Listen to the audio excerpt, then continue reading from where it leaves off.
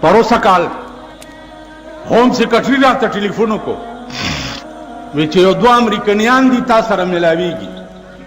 نو زه زړه کې دغه غوندې شوم چې امریکنیانو ما سره څه کار دی؟ ما سره څه کار دی؟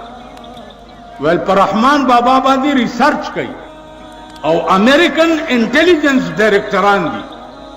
مال راویلېږه چې رحمان بابا نوم مې واورېدو بیا مال راویلېږه خو ترجمان ورسره راولېږه زه انګریزي نه پوهېږم. نو ما ته ویې چې پښتو ورځي ښه صفا پښتو وایي. مال بس راویلېږه 10 بجې د ورځې راولېږه.